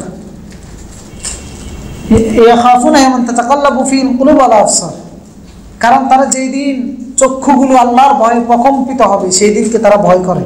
আল্লাহ তাআলা বলতেছেন তারা তাদের ব্যবসা বাণিজ্যকে বাদ দিয়ে আল্লাহর সালাতের জন্য যখন ডাকা হয় সেখানে চলে আসে। তো ব্যবসা বাণিজ্যের উদ্দেশ্যটা কি? ব্যবসায়ী যারা আছেন, আপনারা ব্যবসা কেন করেন? রিজিকের জন্য করেন, সহজ হিসেব, আপনার উপার্জনের জন্য করেন, পরিবারকে খাওয়ানোর জন্য করেন, ধন দৌলতের জন্য ব্যবসা করেন। হ্যাঁ, সালাত বাদ দিয়ে যখন একটু ব্যবসা করবেন, হয়তো ওই টাইমে একজন কাস্টমার আসবে, 2000 টাকা 5000 টাকা বিক্রি করতে পারবেন, এই জন্যই তো সালাতে যান নাই, ঠিক না? তা আল্লাহ তাআলা বলতেছেন যেই বেটা এই ব্যবসা ফালাই দিয়ে সালাতে চলে যাবে, আল্লাহ তাআলা ওয়াদা দিচ্ছেন তারে লিয়াজিজিয়াহুমুল্লাহু আহসানা মা আমিলু, তার কাজটাই হচ্ছে সর্বোত্তম ইহসানের সাথে আমল। আল্লাহ এটার জন্য তাকে বিনিময় দিবেন, তো এই বিনিময় পরকালে দিবেন। ওয়াল্লাহু ইয়ারযুকু মান ইয়াশাউ বিগয়রি হিসাব, আল্লাহ যাকে ইচ্ছা হিসাববিহীন রিজিক দান করেন। তার মানে এই বেটারা আল্লাহ হিসাববিহীন রিজিক দান করবে, কারণ সে সালাতে চলে গেছে, তার ব্যবসা ফালাই দিয়ে। তো মুনাফিক এই ওয়াদাগুলো, প্রতিশ্রুতিগুলো সে তার বিশ্বাস হয় না, যার কারণে সে এইগুলোকে সামনে রেখে তার নীতিমালা নির্ধারণ করতে পারে না। তো সুতরাং এই সালাতের ক্ষেত্রে মুনাফিক চিনার সহজ উপায় হচ্ছে যে মুনাফিক সালাতের মধ্যে মনোযোগী হবে না, যে সালাত আদায় করবে মানুষকে দেখানোর জন্য, আল্লাহর উদ্দেশ্যে যে সালাত আদায় করবে না, আর যে সালাতের মধ্যে খুবই অল্প পরিমাণে জিকির করে। আর লম্বা আলোচনা হয়ে গেছে, যাই হোক, এই একটা আয়াতের উপর আলোচনা যদি আমরা করতে পারি তাহলে আমরা চলতে পারি এই আয়াতের উপরে, মানে বিশেষ করে সালাতকে কেন্দ্র করে। কারণ মুমিন জীবনের সবচেয়ে বড় মিশন হচ্ছে সালাত, ইবাদতের ক্ষেত্রে সবচেয়ে বড় মিশন হচ্ছে সালাত। তো সালাতের ক্ষেত্রে যদি ত্রুটি মুক্ত হতে পারি তাহলে ইনশাআল্লাহ পরকালে সফল। কারণ রাসূলুল্লাহ দরবারে একজন ব্যক্তি আসছে যে বেদুইন, সবসময় আসতে পারবে না। তো রাসূল সাল্লাল্লাহু আলাইহি ওয়াসাল্লামকে বলতেছে যে আপনি আমাকে এমন আমল শিখিয়ে দেন, আমি আর আসতে পারবো না, যেইগুলো করলে আমি জান্নাতে যেতে পারবো। রাসূল সাল্লাল্লাহু আলাইহি সাল্লাম তাকে বললেন, এখন তো সে তো বেদুইন, ধন দৌলত নাই, যাকাতও নাই, হজও নাই, তো তারা বলতেছে যে তুমি দিনে এবং রাতে 5 ওয়াক্ত সালাত আদায় করবা, এর চেয়ে বেশি না, এর চেয়ে আর বেশি করা লাগবে না। না, সে বলতেছে যে আমি এর চেয়ে বেশিও করবো না, কমও করবো না। এরপরে তাকে যে সিএমের কথা বলেছেন, যে রমাদানের 1 মাস সিএম পালন করবা, হজের কথা বলেছেন, যাকাতের কথা। তো সেগুলো তো যাদের তৌফিক আছে, যাদের তৌফিক নেই তাদের উপরে নাই। পরে সে যখন চলে যাচ্ছে, রাসূলুল্লাহ লোকজনকে ডাক দিয়ে বললেন যে কোনো ব্যক্তি যদি জান্নাতি ব্যক্তি দেখতে চায় সে যেন তারা দেখে। মানে এই 5 ওয়াক্ত সালাতে জান্নাতের গ্যারান্টি হয়ে গেছে। তো জান, সালাত অনেক গুরুত্বপূর্ণ একটা ইবাদত, অনেক গুরুত্বপূর্ণ একটা দায়িত্ব। প্রতিদিন আল্লাহর কাছে হাজিরা দেওয়া, যে আল্লাহ আমি আপনার বান্দা, আল্লাহ আপনার গোলামির উপরে আছি, এইটা হাজিরা দেওয়া প্রতিদিন 5 বার সালাতের মাধ্যমে আল্লাহকে জানান দিচ্ছেন যে আল্লাহ আপনাকে দুনিয়াতে পাঠাই দিছে। আল্লাহ আপনি আল্লাহকে জানাচ্ছেন যে আমি হারাই যাই নাই, আসি আপনার গোলাম হিসাবে। ডেইলি 5 বার এসে আল্লাহর কাছে হাজিরা দেওয়া, যে আসি, এখন আপনার গোলাম হিসাবে আছি, এখন আপনারই দাসত্ব করে যাচ্ছে। এই জন্য সালাত হচ্ছে একজন মুমিনের সবচেয়ে বড় মিশন, যে মিশন নিয়ে আল্লাহ তাআলা আমাদেরকে প্রেরণ করেছেন, ইবাদত করা। আর ইবাদতের সবচেয়ে বড় ইবাদত হচ্ছে সালাত। তো সেজন্য এই সালাতটা ত্রুটিমুক্ত হওয়া উচিত, এবং নেফাকি থেকে সালাত নিজকে দূরে রাখার জন্য সালাতের সাথে মুমিনের সম্পর্ক সবসময় রাখা উচিত। এরপরে আল্লাহ তাআলা বলতেছেন মুযাবযাবিনা, 143 নম্বর আয়াতে, যে মুযাবযাবিনা বাইনা যালিক, তারা এই দুইটার মাঝখানে থাকে। লা ইলাহা ইল্লা ওয়া লা ইলাহা ইল্লা, না এদের পক্ষে না এদের পক্ষে, মানে তারা যন্ত্রণার মধ্যে থাকে। মুমিনদের পক্ষেও যাইতে পারে না, সালাত ছেড়েও দিতে পারে না, আবার এটাকে কাফেরদের পক্ষে তো প্রকাশ্যে অন্তরের টানের কারণে সালাতে মনও দিতে পারে না। আর বাহ্যিক মুমিনদের সাথে আসি, সেইটার কারণে সালাত ছেড়েও দিতে পারে না। তাহলে আল্লাহ তাআলা বলছে মুযাবযাবিনা বাইনা যালিক। এরকম ইমানদার এই সমাজে বহু আছে। শুক্রবারে সালাদটা পড়ার জন্য আসে শুধুমাত্র এই কারণে, নাহলে তার বউ বললো যে তুমি তো মুসলমান নাই। আর হয়তো বা যে ফ্ল্যাটে থাকো ওই ফ্ল্যাটের লোকজন এই বলবে তুই তো আর মুসলমানে নাই, এই ভয়ে সালাতের মধ্যে আসে। অনেকেই এসে গর্ব করে বলে, মানে সালাতের গুরুত্বটা যে কত বেশি এটা বুঝে না, যার কারণে এদের কথার থেকে বোঝা যায় যে জুমার নামাজগুলো তো পড়ি, মানে জুমার নামাজগুলো তো পড়ে, কোনো লাভ আছে জুমার নামাজ দিয়ে? আপনি ডেলি 4 ওয়াক্ত করে পড়েন নিয়মিত, আর জুমার নামাজ পড়েন, তাও তো কোনো লাভ নেই। 1 ওয়াক্ত সালাতে ছেড়ে দেওয়ার কোনো সুযোগ নেই, কোনো অবস্থায় সুযোগ নেই। তাহলে আল্লাহ তাআলা বলছেন মুযাবযাবিনা বাইনা যালিক, মুনাফিকগুলো অনেক যন্ত্রণার মধ্যে আছে, না পারে পরিবারের যন্ত্রণায়, না পারে সালাত ছাড়ি দিতে। আল্লাহ তাআলা বলতেছেন ওয়ামাই ইউদলিলিল্লাহ ফালান তাজিদ লাহু সাবিলা, যাকে আল্লাহ পথভ্রষ্ট করবেন, ফালান তাজিদ লাহু সাবিলা, তার জন্য আপনি কোনো রাস্তা খুঁজে পাবেন না। মানে তাকে সঠিক পথে পরিচালনা করার জন্য আপনি কোনো রাস্তাই খুঁজে পাবেন না। এই আয়াতে আল্লাহ তাআলা মানে মদিনায় মুনাফিকদের উদ্দেশ্যে নাজিল করেছেন, যে তারা না পারে মুহাম্মদ সাল্লাল্লাহু আলাইহি সাল্লাম এবং তার সাথীদের সাথে থাকতে, না পারতেছে ইহুদিদের সাথে থাকতে, না তারা পারতেছে ইসলামের সাথে থাকতে, না তারা পারতেছে কুফরির সাথে থাকতে। এই দুইটার টানা পড়ার মধ্যে থেকে আল্লাহ তাআলা বলতেছেন যে ওমাই ইউদলিলিল্লাহ ফালান তাজিদ লাহু সাবিলা, আপনারা তাদের জন্য কোনো রাস্তাই খুঁজে পাবেন না। আখিরাতেও ঠিক তারা একই টানা পড়ার মধ্যে থাকবে। এই জন্য ইবনে ওমর রাদিয়াল্লাহু তাআলা থেকে একটা হাদিস বর্ণিত আছে যে রাসূলুল্লাহ বলতেছেন মাসালুল মুনাফিক মাসালুশ শাহ আল আইরু বাইনাল গনামাইন তাঈরু ইলা হাদিহি মাররা ওয়া ইলা হাদিহি মাররা লা তাদরি আইয়ুহুমা তাতবা। ছাগলের 3 নাম্বার বাচ্চা আছে না, ছাগলের 3 নাম্বার বাচ্চা, ওই দুইটা পান করে আর একটা হুদো খালি নাচে। তো ঠিক এটার মতো উদাহরণ দিছেন, যে না যায় এটার মধ্যে পান করতে পারে, না যায় ওইটার মধ্যে পান করতে পারে, শুধু নাচে। হ্যাঁ, তো মুনাফিকদের অবস্থা হচ্ছে এইরকম, যে লা তাদরি আইয়ুহুমা তাতবা, সে বুঝতে পারতেছে না যে কোনটার অনুসরণ করবে, না কাফেরের নীতি অনুসরণ করবে, না মুমিনের মুসলমানদের নীতি অনুসরণ করবে। অর্থাৎ ছাগলের 3 নাম্বার বাচ্চার মতো নাচতেছে। একবারে ছাগলের কথাই উল্লেখ করেছেন রাসূল সাল্লাল্লাহু আলাইহি ওয়াসাল্লাম। তো কিয়ামতের দিন ইন্নামাতাল, এটা কিয়ামতের দিন মুনাফিকদের অবস্থা হবে। ইন্নামাতাল মুনাফিকি ইয়াউমাল কিয়ামা কাশাতি বাইনাল গানামাইন, ইন আতাত হাউলা নাতাহাতহা ওয়া ইন আতাত হাউলা নাতাহাতহা।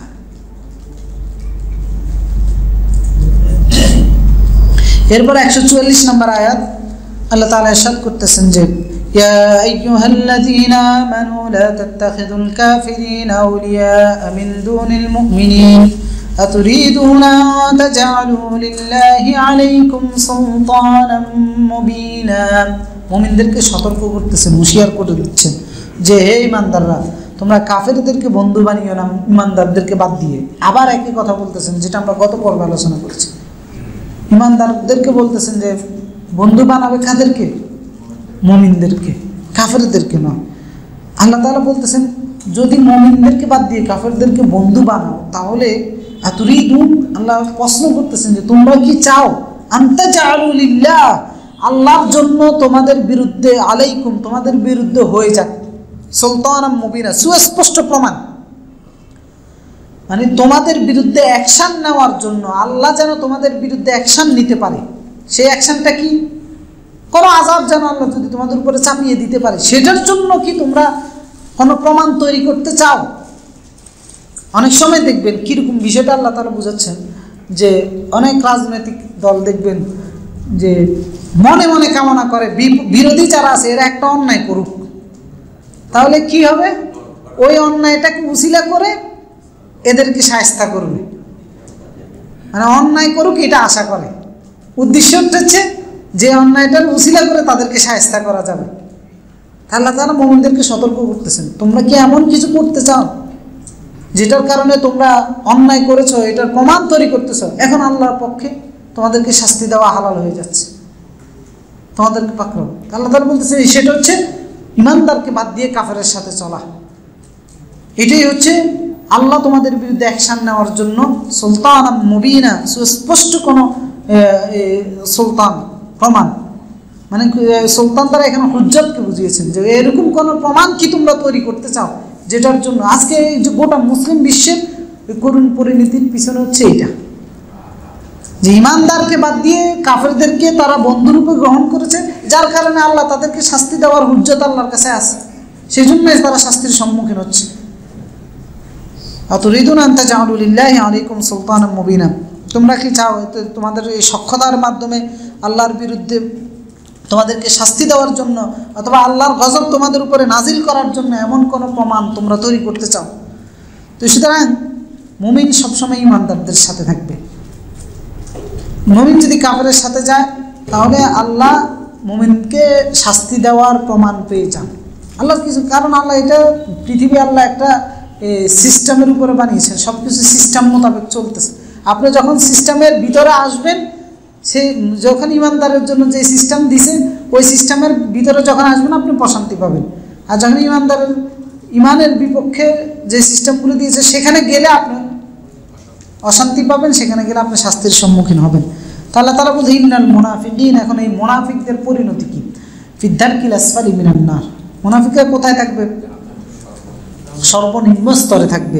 ওয়ালান তাজিদা লাহুম নাসীরা, তাদের জন্য কোনো সাহায্যকারী আপনি পাবেন না। ইবনে মাসউদ রাদিয়াল্লাহু তাআলা আনহু তিনি বলেছেন সর্বনিম্ন স্তর দ্বারা বোঝানো হয়েছে যে তাওয়াবিতুন মিন হাদিদ মুবহামা, যে এটা হচ্ছে লোহার তৈরি আগুনের বাক্স, কফিন, ওইটার মধ্যে রেখে মুনাফিককে বাস জাহান্নামের মধ্যে ফেলে দেওয়া হবে। তা আগুনের ভিতরে লোহা যখন থাকে, লোহা কি হয়? আরও বেশি উত্তপ্ত হয়। এইরকম বাক্স বন্দি করে জাহান্নামের তলদেশে থাকার অর্থ আব্দুল্লাহ ইবনে মাসউদ রাদিয়াল্লাহু তাআলা ব্যাখ্যা করেছেন যে এরকম লোহার কফিনের মধ্যে বন্দি করে তালা বন্ধ করে দিয়ে মুনাফিককে জাহান্নামের মধ্যে ফেলে দেওয়া হবে, বাস এবারে সে অটোমেটিকলি একদম সর্বনিম্ন নিচের স্তরে পড়ে যাবে। তা আল্লাহ তাআলা বলতেছেন ইন্নাল মুনাফিকিনা ফিদ দারকিল আসফালি মিনান নার, মুনাফিকরা থাকবে জাহান্নামে একবার সর্বনিম্ন স্তরে। ওয়ালান তাজিদা লাহুম নাসীরা, আপনি তাদের জন্য কোনো সাহায্যকারী পাবেন না। তার মানে হচ্ছে যে এইরকম কোনো সাহায্যকারী পাবেন না যে মানিআন মিন আযাবিল্লাহ, যে আল্লাহর আযাব থেকে তাদেরকে রক্ষা করবে বা আল্লাহর আযাবের বাধা হয়ে দাঁড়াবে, এরকম কাউকে পাবেন না। কারণ মুমিনের ক্ষেত্রে আল্লাহর আযাবের বাধা হবে কিয়ামতের ময়দানে অনেক কিছু আছে। আল্লাহর রহমতের দ্বারা আল্লাহর আযাব দূর হয়ে যাবে, আল্লাহর ক্ষমার দ্বারা আল্লাহর আযাব দূর হয়ে যাবে। তো মুনাফিকদের জন্য তো আল্লাহর রহমত থাকবে না, কারণ ওদের উপর আল্লাহর লানত আছে। এরপরে রাসূলের শাফায়াতের মাধ্যমে মুমিনদের আযাব আল্লাহ মাফ করে দিবেন। এরকম অনেকগুলো কারণ আছে। ফেরেশতারা শাফায়াত করবে, এক মুমিন আরেক মুমিনের জন্য শাফায়াত করবে। এরপরে এই যে সুপারিশগুলো আছে, যেমন শহীদ সুপারিশ করবে, তো এগুলো কাদের জন্য হবে? যাদের কি কয় ঈমান ঠিক আছে। কারণ রাসূল সাল্লাল্লাহু আলাইহি ওয়াসাল্লাম বলেছেন, আসআদুন নাস ইয়াউমাল কিয়ামাহ বিশাফাআতি, কিয়ামতের ময়দানে আমার সুপারিশের দ্বারা যে সবচেয়ে সমৃদ্ধ হবে, আমার সুপারিশ যার নসিবে জুটবে, সে হচ্ছে মান ক্বালা লা ইলাহা ইল্লাল্লাহ মিন কলবিহি ওয়া নাফসিহি, মনের দিক থেকে যে ব্যক্তি তাওহীদ মেনে নিয়েছে অন্তরের দিক থেকে। তো মুনাফিকরা কিন্তু অন্তরের দিক থেকে কখনোই তারা লা ইলাহা ইল্লাল্লাহ মেনে নেয় না। কারণ লা ইলাহা ইল্লাল্লাহ নিয়ে আলোচনা করেছি আমরা অনেক। লা ইলাহা ইল্লাল্লাহ মানে আপনার জীবনের সার্বজনীন সব কিছু চলবে এক আল্লাহর পক্ষ থেকে যা আসছে সেগুলো দিয়ে। তো মুনাফিকরা মনের দিক থেকে মেনে নিতে পারে না। তো এই সুপারিশগুলো মিলবে যাদের ঈমান ঠিক আছে, এদের যে গুণাগুলো হয়ে যাবে, ওই গুণাগুলোর কারণেই আল্লাহর রহমতের মাধ্যমে আল্লাহ মাফ করে দিবেন, সুপারিশের মাধ্যমে আল্লাহ মাফ করে দিবেন, আল্লাহ তাদেরকে সাহায্য করবেন, রাসূলুল্লাহ তাদের জন্য সাহায্যকারী পাবে, তারা সাহায্যকারী পাবে। কিন্তু মুনাফিকদের ব্যাপারে আল্লাহ তাআলা বলেন তাজিদা লাহুম নাসীরা, কোনো সাহায্যকারী আপনি তাদের জন্য পাবেন না। অর্থাৎ যে সাহায্যকারী তাদেরকে আল্লাহর আযাব থেকে রক্ষা করতে পারে, এরকম কোনো সাহায্যকারী পাবেন না। ইন্নাল মুনাফিকিনা ফি দারকিল আসফালি মিনান নার।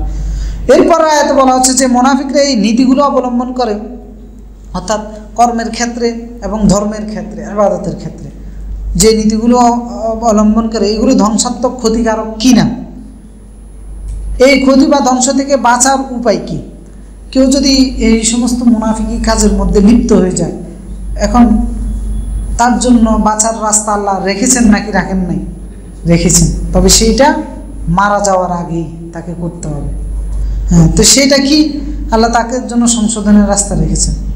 কর্ম নীতিমালা পলিসিগুলো সে যদি পরিবর্তন করে নেয় এবং ইবাদতের ক্ষেত্রেও সে যেই নীতিমালার উপর আছে এগুলো যদি সে পরিবর্তন করে নেয়, তাহলে আল্লাহ তাআলা তাকে মাফ করে দিবেন। এরপর আয়াত 146 নম্বর আয়াতে আল্লাহ তাআলা বলতেছেন যে ইল্লাল্লাযীনা তাবু ওয়া আসলাহু ওয়া আতাসামু বিল্লাহ ওয়া আখলাসু দীনাহুম লিল্লাহ ফাউলাইকা মাআল মুমিনিন ওয়া সাওফা ইউতিল্লাহুল মুমিনিনা আজরান আযীমা। ইল্লা, তবে, তার মানে মুনাফিকদেরকে শাস্তি দিবেন জাহান্নামের নিম্ন স্তরে। এরপরে বলতেছেন তবে কেউ যদি তাওবা করে, তাওবা মানে হচ্ছে ফিরে আসা। এই তো মাশাআল্লাহ, বারাকাল্লাহু ফিকুম।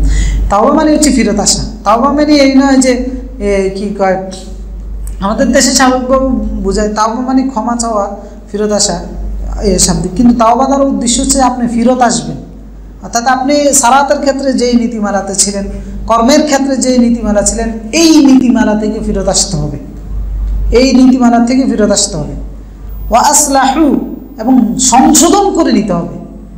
ফিরত আসার মানে এই নয় যে নামাজ পড়তেন না এখন পড়তেছেন, তো এখন পড়তেছেন, একদিন পড়ছেন, আবার 2 দিন ছেড়ে দিচ্ছেন, আবার 2 দিন ছেড়ে দিচ্ছেন, তার মানে একদিনের জন্য ফিরত আসছেন, দ্বিতীয় দিন আর তৃতীয় দিন আবার নেফাকের মধ্যে চলে গেছেন। তো আপনার ফিরত আসাটা হয় নাই, ফিরত আসা আপনার সংশোধনও হয় নাই। ফিরত আসতে হবে, সংশোধন করে নিতে হবে। অর্থাৎ যেই ত্রুটি এতদিন ছিল এই ত্রুটিগুলো দূর করে নিতে হবে। ইল্লাল্লাযীনা তাবু, তার মানে মুনাফিকদের জাহান্নামের এই তলদেশের আগুন থেকে বাঁচার একটা মাত্র উপায়, সেটা হচ্ছে যে তাওবা করতে হবে, আল্লাহর কাছে ফিরত আসতে হবে। যে নীতিমালার উপরে, যে কর্মের উপরে তারা রয়েছে সেইগুলোকে বর্জন করতে হবে, নিজেকে সংশোধন করে নিতে হবে। তাওবার এমনি নর্মাল হচ্ছে 4টা পর্যায়। একটা হচ্ছে যে অন্যায় করেছেন সেই অন্যায়ের জন্য আল্লাহর কাছে ক্ষমা চাওয়া, অনুতপ্ত হওয়া মনে মনে। এরপর ভবিষ্যতে অন্যায় করবেন না, এটার প্রতিশ্রুতি, দৃঢ় সংকল্পবদ্ধ হওয়া যে ভবিষ্যতে আর কখনো কোনো অন্যায় করবো না। যে অন্যায় হয়ে গেছে ওই অন্যায়ের মধ্যে আর ফিরত না যাওয়া। এরপরে আল্লাহর কাছে বসে বসে ইস্তেগফার করা। এই ধাপগুলো হচ্ছে তাওবার পর্যায়, আর সংশোধন করে নিতে হবে। এরপর আল্লাহ বলতেছে ওয়া'তাসমু বিল্লাহ, এবং আল্লাহকে আঁকড়ে ধরতে হবে। আল্লাহকে আঁকড়ে ধরা মানে হচ্ছে কি, আল্লাহর পক্ষ থেকে যা এসেছে, কারণ সে যে নীতিমালার উপরে আছে এগুলো আল্লাহর পক্ষ থেকে আসা নীতিমালা নয়, এই নীতিমালাগুলোকে বর্জন করে আল্লাহর পক্ষ থেকে যেই নীতিমালা দেওয়া হয়েছে কর্মের ক্ষেত্রে অথবা ইবাদতের ক্ষেত্রে, সকল ক্ষেত্রে আল্লাহর পক্ষ থেকে আসা নীতিমালাগুলোকে সে আঁকড়ে ধরবে। ওয়া আখলাসু দীনাহুম লিল্লাহ, এবং মুখলেস হয়ে যাবে। এতদিন তো যা করেছে কাদের জন্য করেছে? মানুষের জন্য করেছে। নামাজ পড়েছে, আল্লাহ বলেছেন মানুষকে দেখানোর জন্য। এখন নামাজ পড়বে কার জন্য? আল্লাহর জন্য।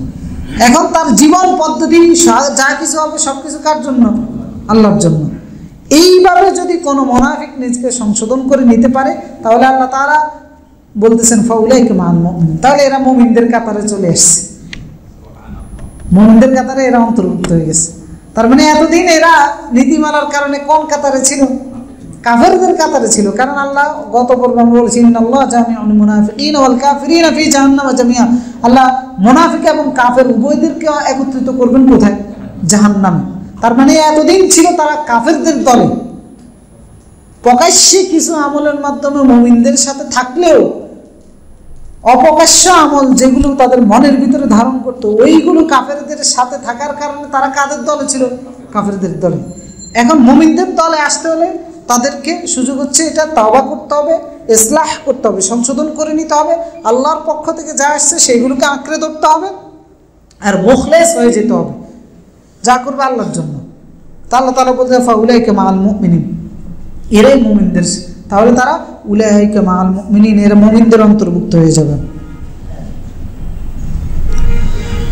তো আপনি মুনাফিক হয়ে অনেক বেশি আমল করতেছেন, আপনি যদি এই সংশোধন করে মুমিন হয়ে যদি অল্প আমল করেন সেটাও যথেষ্ট। হাদিসটা যদিও দুর্বল, নুরানি মাদ্রাসার মধ্যে পড়ায় দেখবেন কত নম্বর জানে হাদিস শরীফ, আখলিস দীনাকা ইয়াকফিকা আমালুন কালিল, সুরে সুরে পড়ায় ছোট ছোট বাচ্চাদেরকে নুরানি। আখলিস দীনাক, তোমার দিনকে খালেস করে নাও, ইখলাসের সাথে পালন করো। দিন মানে হচ্ছে জীবন ব্যবস্থা। শাব্দিক অর্থে দিন মানে হচ্ছে অনেকগুলো অর্থ আছে, কিন্তু এক কথায় যদি বুঝাই, দিন মানে হচ্ছে আমাদের জীবনের এই যে বললাম দুইটা সেক্টর, ইবাদত এবং মুআমালাত, সব কিছু চলবে আল্লাহর পক্ষ থেকে আসা বিধিবিধানের ভিত্তিতে, এটাই হচ্ছে দিন। তো যে এই দিনকে ইখলাসের সাথে পালন করবে, আল্লাহর জন্য করবে, তো এই হাদিসে বলা হচ্ছে যে আখলিস দীনাক, তোমার দিনকে খালেস করে নাও, ইয়াকফিকা আল কালিল মিনাল আমাল, আমল অল্প হলেও সেটা যথেষ্ট হবে, কারণ ইখলাসের সাথে হওয়ার কারণে। আর রাসূল সাল্লাল্লাহু আলাইহি সাল্লামকে জিজ্ঞাসা করা হয়েছিল যে মান ইসলাম, তখন রাসূল সাল্লাল্লাহু আলাইহি সাল্লাম বলেছেন যে ইকামাতুস সালাহ ওয়া ইতাইজ যাকাত, সালাত আদায় করা এবং যাকাত প্রদান করা। এরপর আবার যখন জিজ্ঞেস করা হয়েছে যে মান ঈমান, তখন রাসূলুল্লাহ সাল্লাল্লাহু আলাইহি সাল্লাম বলেছেন যে আল ইখলাস, ঈমানটাই হচ্ছে ইখলাস, যা কিছু করবে আল্লাহর জন্য। যদি এরকম থাকে, ভুল ত্রুটি যা হবে সেগুলো আল্লাহ তাআলা মাফ করে দেবেন, ইখলাস যদি থাকে ইবাদতের মধ্যে। দেখেন আমরা এখন জানি বেশি, করি কম। আগেকার মানুষরা জানতো কম, করতো বেশি, কিন্তু যেটাই করতে ইখলাস ছিল। আমরা এখন যে সমস্ত বিষয়গুলোকে বেদাত বলি, এগুলো তো আগেকার এই অল্প কিছু সময় পূর্বের আলেমরাও করেছে না? করেছে। তা এখন এগুলোর জন্য কি আল্লাহ ওনাদেরকে পাকড়াও করবেন? হ্যাঁ, করবেন না, কারণ ওনারা জানতেন না। আর ওনাদের ইখলাসটা ছিল অনেক উন্নত লেভেলে। ওনারা যেটাই করেছেন দুনিয়াবাসীর কারোকে দেখানোর জন্য কখনোই ওনাদের উদ্দেশ্য ছিল না। তো ওনাদের ইখলাসের জন্যই আল্লাহ সেগুলো মাফ করে দিবেন। যেটাই করেছেন আল্লাহর জন্য করেছেন, যেটাই করেছেন ওনারা আল্লাহর জন্য করেছেন। আমরা ছোটবেলার আমাদের মুরব্বী আত্মীয় স্বজনের মধ্যে অনেকেই দেখছি ভুল ত্রুটি, এখন বুঝতে পারতেছি যে সেগুলো ভুল ছিল, কিন্তু ওনারা করেছেন একমাত্র আল্লাহর জন্য করেছেন, পিছনে ওনাদের কোনো উদ্দেশ্য ছিল না। তো ইখলাসের সাথে যদি কোনো আমল করি, আমলের মধ্যে যদি ভুল ত্রুটিও থাকে, আল্লাহ রাব্বুল আলামিন সেগুলো ইনশাআল্লাহ মাফ করে দিবেন, সেটা না জানার কারণে। কারণ এটা বড় ধরনের ওজন। আল্লাহ তাআলা বলেছেন রাসূলুল্লাহ তাজাওয়াজা আন উম্মতি আল খাতা ওয়ান নিসিয়ান ওয়া মাসতুকরিহু আলাইহি। আল্লাহ তাআলা বান্দার, আমার উম্মতের সেই গুনাহগুলোকে, আল্লাহ সেই গুনাহগুলোর জন্য বান্দাকে ধরবেন না যেগুলো সে ভুলে গিয়ে করে, অথবা ভুল করে অথবা তাকে জবরদস্তি করে করানো হয়। এই তিনটা কারণে যদি উম্মাহ কোনো ভুল করে অথবা কোনো বদামল করে থাকে, সেটার জন্য আল্লাহ রাব্বুল আলামিন তাকে পাকড়াও করবেন না জানার কারণে। এখন আবার পরে বলতে পারে তাহলে না জানি আর বলে থাকি, জানার দরকার কি, তাহলে তো বেঁচে গেলাম মনে হয়। এই সুযোগ আছে না, কারণ জানাটা ফরজ। আপনি যখন যেটা করতেছেন সেই ব্যাপারে জ্ঞান অর্জন করা ফরজ। তাই আপনি যদি সেই ব্যাপারে না জানেন, তখন কবরের মধ্যে যখন ফেরেশতা আপনারে পিটাইব, তখন সে বলবে মা দাঁড়াইতে ও মা তালাইতে। বাড়ি খান, কেন খাবি? কারণ মা দাঁড়াইতে ও মা তালাইতে, পড়াশো নাই, শিখছো নাই। হ্যাঁ, হাতুড়ে দিয়ে পিটাবে অন্ধ, আর পিটানোর সময় এই কথা বলে বলে পিটাবে, মা দাঁড়াইতে ও মা তালাইতে। তো সেজন্য না জেনে থাকার কোনো সুযোগ নেই। আর আল্লাহ জানার জন্য বলেছেন ফাসআলু আলা যিকর ইন কুনতুম লা তা'লামুন, যদি না জানো তাহলে যারা জানে তাদের কাছ থেকে জেনে নাও। সুতরাং না জেনে থাকার কোনো সুযোগই নেই। তো সেই জন্য আপনার জানার ক্ষেত্রে যদি আপনি ভুল ইনফরমেশন পেয়েও থাকেন, আর আপনার সেটার ক্ষেত্রে যদি ওজর থাকে, আল্লাহ তাআলা ইনশাআল্লাহ মাফ করে দিবেন। তো আল্লাহ তাআলা বলছেন যে ইখলাসের মুখলেস হইতে হবে। ইখলাস মানে হচ্ছে এই রিয়া মুক্ত হইতে হবে। মানুষকে দেখানোর জন্য যে সালাত আদায় করছে সেটা থেকে বের হয়ে আসতে হবে। তাহলে তাদের সালাত, তাদের নীতিমালা যদি এভাবে পরিবর্তন করতে পারে, ফাউলাইকা মা'আল মুমিনিন, তাদেরকে মুমিনদের কাতারে আল্লাহ অন্তর্ভুক্ত করে দিবেন। ওই যে কিয়ামতের ময়দানে মুমিনরা নূর নিয়ে চলে যাবে, তারা পিছন থেকে ডাকবে, এরকমটা আর হবে না। তারা মুমিনদের মতোই এরকম নূর পাবে, বাস তারাও নিজেরাও ওই নূর দিয়ে পার হয়ে যেতে পারবে। মুমিনদের পিছনে পিছনে আর নূর খুঁজতে হবে না। ওয়াসাউফা ইউতিল্লাহুল মুমিনিনা আজরান আযীমা। শেষ অংশে আয়াতে বলতেছে যে আল্লাহ অচিরেই তাদেরকে বিশাল বিনিময় দিয়ে আল্লাহ তাআলা তাদেরকে প্রদান করবেন। এত বিশাল বিনিময় হচ্ছে এটা, যে মুমিনদেরকে যে বিনিময় দিবেন, এই বিশাল বিনিময় তাদেরকে আল্লাহ রাব্বুল আলামিন দিবেন। মা ইয়াফআলুল্লাহু বিআযাবিকুম ইন শাকারতুম ওয়া আমানতুম ওয়া কানা আল্লাহু শাকিরান আলীমা। এরপর আল্লাহ তাআলা বলতেছেন যে কেন তিনি এটা করবেন। মা ইয়াফআলুল্লাহু বিআযাবিকুম, আল্লাহ তাআলা কখনো এটা চান না যে তিনি তোমাদের আযাব দিবেন। ইন শাকারতুম, যদি তোমরা আল্লাহর কৃতজ্ঞতা আদায় করো, ওয়া আমানতুম, এবং আল্লাহর প্রতি ঈমান আনো। অর্থাৎ যে আল্লাহর প্রতি ঈমান আনবে, আল্লাহর শুকরিয়া আদায় করবে, তাকে আল্লাহ রাব্বুল আলামিন এইরকম নয় যে আল্লাহ তাকে শাস্তি দিবেন।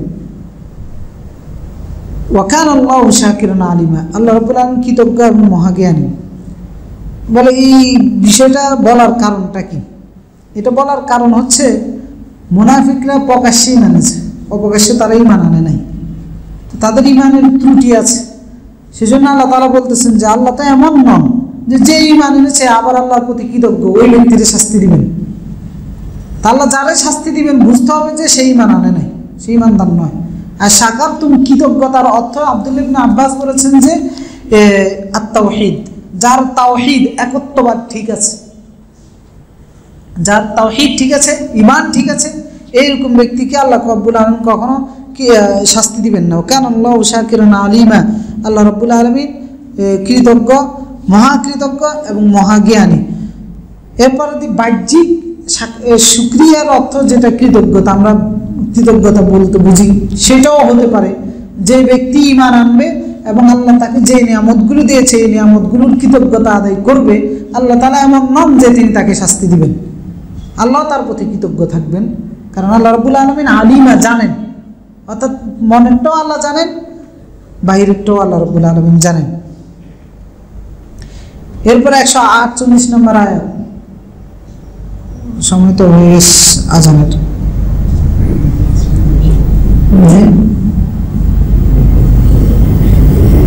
এই আয়াতটা একটু গুরুত্বপূর্ণ, আজানটা দিয়ে দেন, আমরা এরপরে একটু আজানের পরে একটা আয়াত আমরা আলোচনা করি। এই আয়াত আলোচনা করে শেষ করবো ইনশাআল্লাহ। যে আমরা আর একটা ছোট্ট আয়াত, এটা একটু আমাদের জীবন ঘনিষ্ঠ, অল্প হয়তো 5 মিনিট লাগবে, তো এই জন্য এই আয়াতটা আলোচনা করব। এটা হচ্ছে 148 নম্বর আয়াত সূরা আন-নিসার এবং 6 পারার প্রথম আয়াত। আল্লাহ তাআলা বলতেছেন যে লা ইউহিব্বুল্লাহুল জাহরা বিসসুই মিনাল কওলি ইল্লা মান যুলিম, যে জুলুমের শিকার হয়েছে সে ছাড়া কেউ যদি মন্দ বিষয়টা বলে বা মন্দের কথা প্রকাশ্যে উল্লেখ করে, আল্লাহ সেটা পছন্দ করেন না। এখানে ওয়া কানা আল্লাহু সামিআন আলিম, আল্লাহ সব শুনেন এবং সব কিছু জানেন। একটা হচ্ছে যে লা ইউহিব্বুল্লাহুল জাহরা বিসসু, যে মন্দকে প্রকাশ্যে উল্লেখ করে, মিনাল কাউল কথার মাধ্যমে, ইল্লা মান জুলিম, তবে হ্যাঁ যে জুলুমের শিকার হয়েছে সে ছাড়া। এখানে দুইটা বিষয়, একটা হচ্ছে যে প্রকাশ্যে মন্দকে উল্লেখ করলো, মানে হচ্ছে যে প্রকাশ্যে কারো সমালোচনা করলো, প্রকাশ্যে কারো সমালোচনা করলো, কারণ সমালোচনা করা ভালো না মন্দ? মন্দ।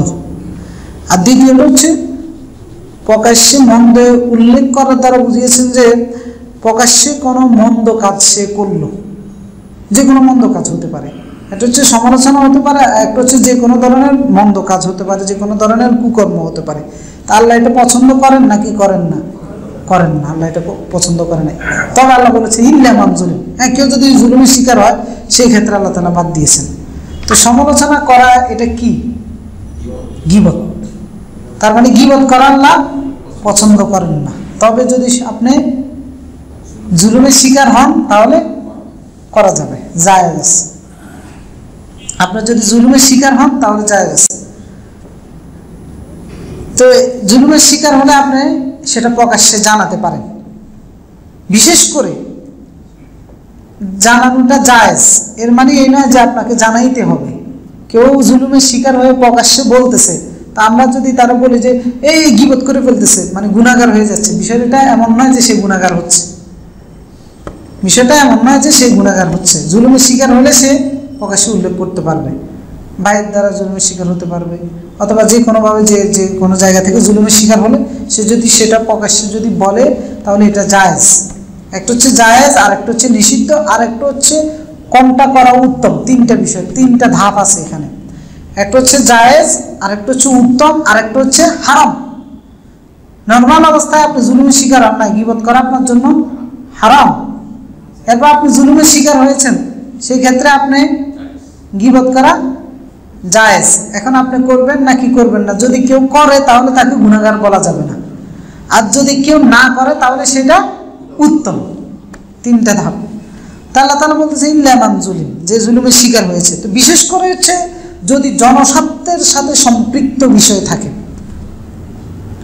তো সেটা দৈনন্দিন যে বিষয়গুলো রয়েছে সেগুলো হতে পারে, অথবা ধর্মীয় স্বার্থ হতে পারে। সেই ক্ষেত্রে প্রকাশ্যে সমালোচনা করতেই হবে। জনস্বার্থের সাথে সম্পর্কিত বিষয়গুলো, যেমন রাষ্ট্রীয় পলিসিগুলো, আপনি যদি বলেন যে এ অমুক মন্ত্রী তমুক মন্ত্রী, গীবত হয়ে যাবে না, এটা গীবত হবে না, কারণ এটা পুরা জনগণের স্বার্থের সাথে সম্পর্কিত, এটা একজনের স্বার্থের সাথে সম্পর্কিত না। তো এই ক্ষেত্রে যদি কোনো মন্ত্রী রাষ্ট্রীয় পলিসি যদি মানুষের উপরে জুলুম অন্যায়ভাবে সিদ্ধান্ত নেয়, সেইটা আপনি প্রকাশ্যে উল্লেখ করতে পারবেন। এমনকি সেইটা প্রকাশ্যে উল্লেখ করা জায়েজের প্রক্রিয়াও না, বরং ক্ষেত্র বিশেষে সেটা প্রকাশ্যে উল্লেখ করা আবশ্যকের মধ্যেও পড়বে। এরপরে যেমন সামাজিকভাবে হতে পারে, যেমন মাদকতা নিয়ে হতে পারে, মাদকাসক্ত বিষয়গুলো হতে পারে। ব্যবসা বাণিজ্য করতেছে, সেখানে ধোঁকা, প্রতারণা, মিথ্যার আশ্রয় যারা নিচ্ছে, এই সমস্ত বিষয়গুলো জনস্বার্থের সাথে সম্পর্কিত। তো এইগুলোর জন্য আপনি সমালোচনা করতে পারবেন। মিথ্যা, ধোঁকা, প্রতারণা, কেউ যদি আমানতের খেয়ানত করে, এখন এই খেয়ানতকারীকে যদি আপনি প্রকাশ্যে না বলেন তাহলে অন্যরা ক্ষতিগ্রস্ত হবে। তো সেই জন্য মানুষকে সতর্ক করার উদ্দেশ্যে যদি তার এই কুকর্মটা আপনি প্রকাশ্যে তুলে ধরেন, তাহলে সেই ক্ষেত্রে আপনি গুনাহগার হবেন না, সেই ক্ষেত্রে আপনার গীবত হবে না। এরপরে আমাদের দেশে যেমন খাদ্যে ভেজাল দেওয়া হচ্ছে, অথবা নকল পণ্য বিক্রি করা হচ্ছে, এরপরে অশ্লীলতা, বেহায়াপনার যে কাজকর্মগুলো হচ্ছে, নারী পুরুষের অবাধ মেলামেশা হচ্ছে, অমুক বাড়ির নারীরা অবাধে মেলামেশা করে, অমুক বাড়ির ছেলেরা মেয়েদের সাথে অবাধে মেলামেশা করে, শরীয়ত লঙ্ঘন হচ্ছে।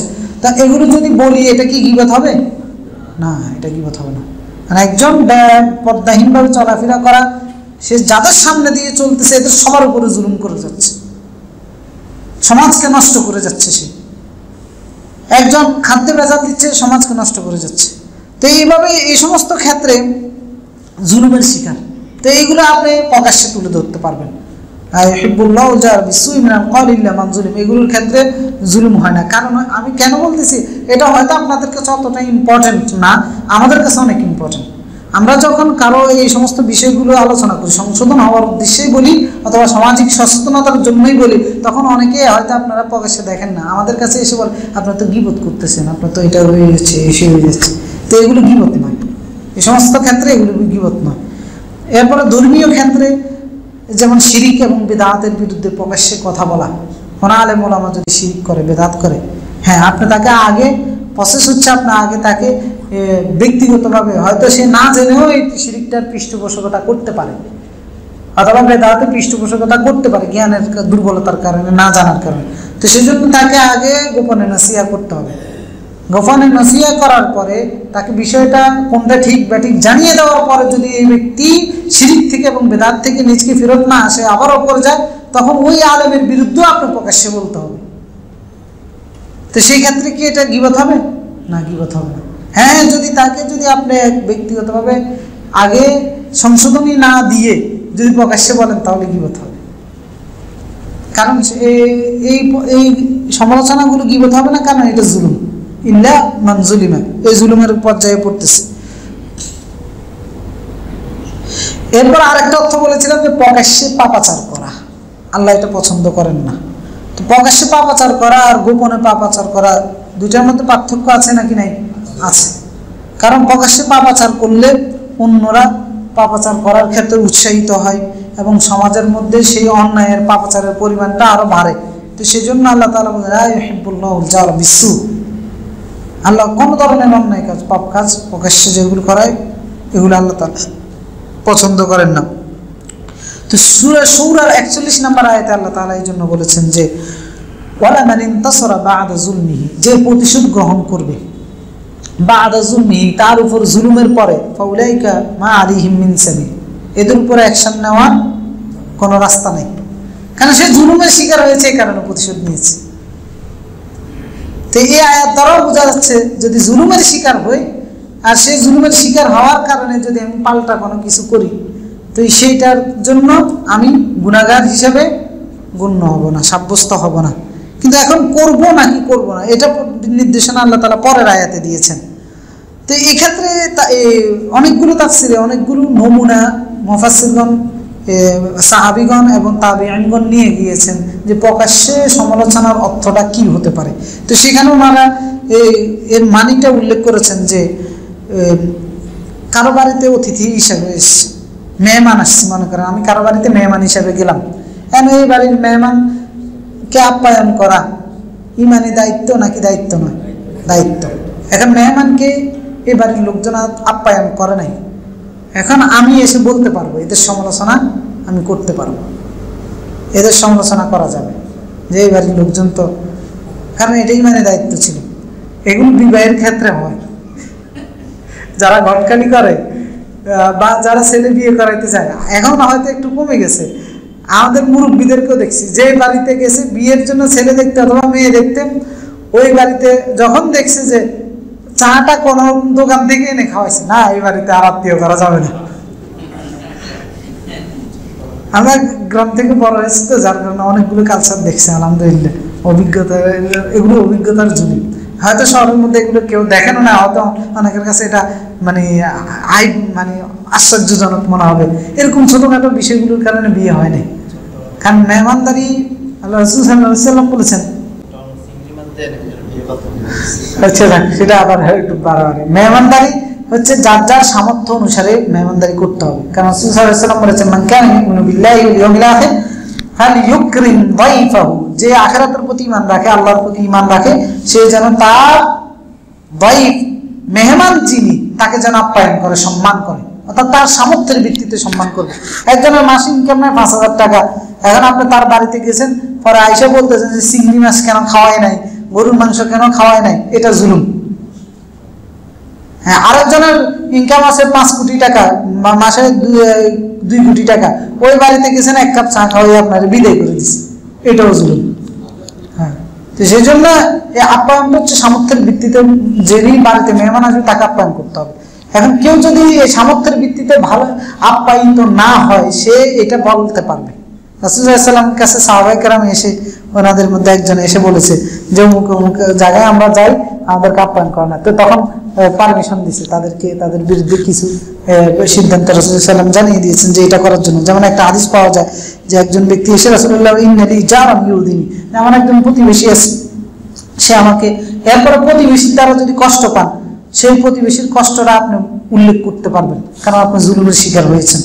তো এই প্রতিবেশী কষ্ট দেয় এরকম একজন ব্যক্তি রাসূলুল্লাহর কাছে এসে বলছে। তো রাসূল সাল্লাল্লাহু আলাইহি ওয়াসাল্লাম তাকে পরামর্শ দিলেন, আখরিজ মাতাআকা ফাদা আলা তারিক, তোমার বাড়িতে যে জিনিসপত্রগুলো আছে এইগুলো বের করে রাস্তার মধ্যে রেখে দাও।